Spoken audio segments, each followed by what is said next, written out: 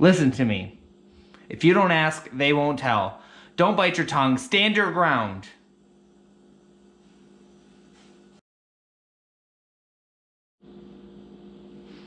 Hello. Welcome back. Stories with AJ, episode 11.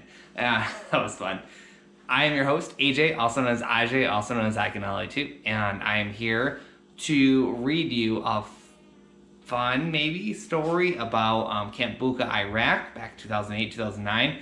I deployed with a transportation company doing detainee ops. You cannot say prisoners, it was detainee ops, so I just want to throw that out there ahead of time. And I have an exciting story afterwards, so stay tuned. Okay, I'm going to jump in. Now listen up. We'll set our books down just for now. We'll pause our thoughts and look around. A new beginning to the story. An old page was torn in half. We read anew on the back. We transformed the greater fact. Everybody go help someone. There's a person in need, a child yet to feed. Listen to me. If you don't ask, they won't tell. Don't bite your tongue. Stand your ground. The only story never told was in a place where birds roam free. They made their nest on barbed wire, and men were kept. They were all forced to wear yellow. All these people spoke in different languages, with no intent of harmony. Each one was tough, each one was brave. They were all smart. It was your blood they would crave. Each day, back and forth to work the soldiers go, day and night, extreme hot, extreme cold. I'll never forget those frosty mornings, looking forward to coffee. Some days I made decisions that affected their lives. Other days, one wrong mistake could affect mine. All these men would spit and disgrace you, and the little mile-by-mile square you could call home would make you crazy. Midwinter, I would slice my arm till the blood would bleed. I wore long sleeves so no one could see. It was my little secret, my little flower that kept me alive. If it wasn't for her, if it wasn't for you, I'd be washed away, and I tied myself to the pain I took for granted just to make me feel alive. If it weren't for love, such a hell of an emotion, one of the best and one of the worst, I can't say that I'd be alive today. Not all war stories are bad, and humans actually relate in the darndest ways. Soldiers in their 20s, overwatching detainees in their 30s. You're halfway across the world, languages apart. Camp Bucca Iraq, it's a desert, it's a detainment facility. There's soldiers, there's walking to work, they're in their full battle rattle, they're all their full gear, there's no need to rest. You just get to where you need to go, your day in, your day out. And it's a detainment facility, prison base, again, but you can't call them prisoners.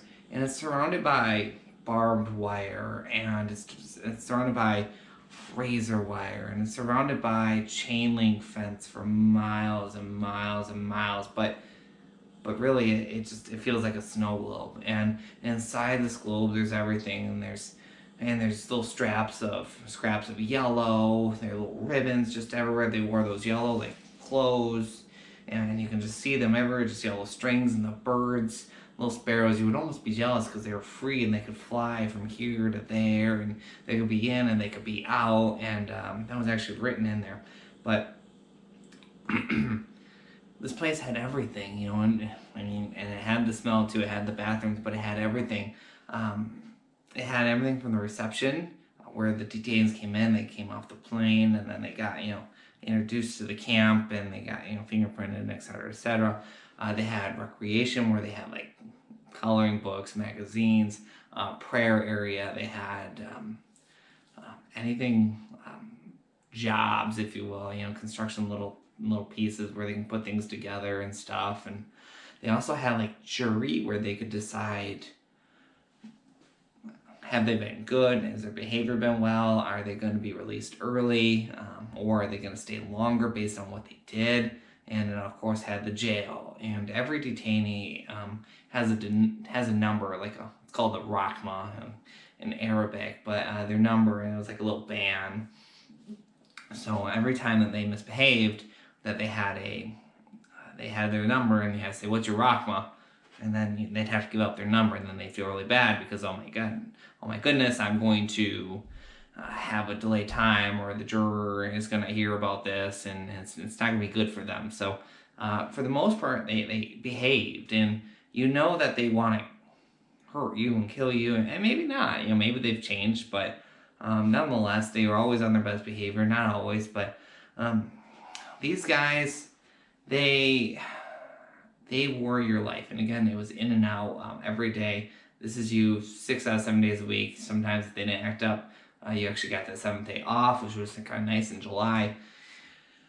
And what's weird is not only did you overwatch and you have the responsibility of watching the detainees, the Iraqi detainees, in the detainment facility, you also worked hand in hand with the Iraqi correction officers. And believe me, there's been a lot of good friendships and relationships that stirred on that. You would ask them questions, they'd ask you questions, and there was ways around that. You try not to get too personal, but you got to keep it light. You got to talk to someone, and that's just who we are as human beings. And they taught you a little bit of Arabic. They taught you everything from chai tea to Arabic, right? And so I've had chai tea before with them. I've learned a little bit of Arabic, and like 1, 2, 3, wahid, ithniin, klathe, 1, 2, 3, because you're always counting. You got the rahmas. And these are very basic things that you have to know, like commands. You gotta learn like come here, talal, I believe. Turn around, and you had to know like commands for a detainee. It's not like you actually knew conversational Arabic. So that was fun, and it worked for the longest time. It was kind of new and exciting. It was a fun thing. Well, the detainees, the lives back then, again, they wanted to go throughout the day as much as possible too. So they had everything from magic. Some of them knew English better than I think myself and some of my own peers. And some of them were just not what you thought. Some of them had their own stories, whether it was true or it was false, who knows. We'll never know now, but they just wanted to make it through the day too. And if they could get any sort of interaction from you and make some sort of friendship, if you will, from you, then they'll take that too, because it was just as important to them for their own sanity as it was for us, just to validate us as humans. Well, the detainees, they also had lives, and on Sundays they had the visitation. Their families too would visit, depending on their behavior. If they were good, the families could come in. And what is exciting here is one day, we always said, one Sunday let's go, one Sunday let's go. And we finally got a group together, and we got to go, and it was really cool and very exciting and exhilarating. We saw all these families come in, and they're marching in with their children and their bags and just their clothes, and it's not like Chicago, it's not like Detroit. I mean, these guys are just in garbs and just very bare minimum things. It's not like anything that you could possibly think, but they were just so excited to see their husbands and to see their family members and to be able to be provided that opportunity. So it was really exciting for them.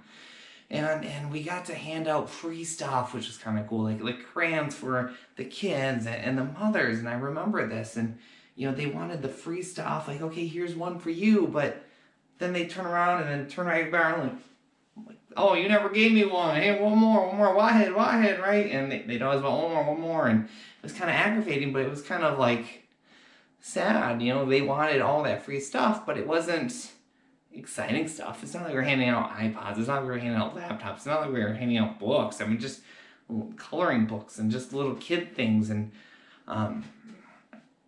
free stuff that was just donated. So it was very easy things and very safe for them to have, and nothing that was going to come back into the prison that, of course, would harm us or to harm anybody else. So it's not like anything can be made a weapon.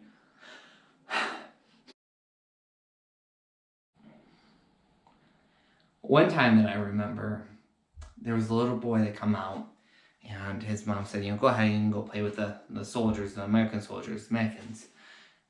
It's exciting. It kind of reminded me, like he was just a little boy, and he was about yay high, and had sunglasses on, he had a hat, and he was so excited to play with the American soldiers, and we were so excited to play with him, and we say, okay, do you know any Arabic? Well, no, I guess we know our commands, like, "Ta-la!" Like, "Come here!" Like, okay, it's kind of weird, but all we know are these commands. Like, well, how do we relate to this kid?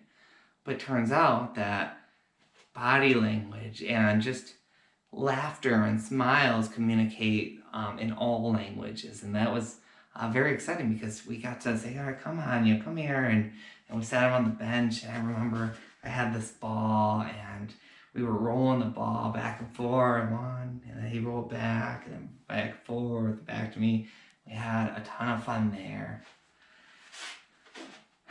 And after that, there was this little swing set over there.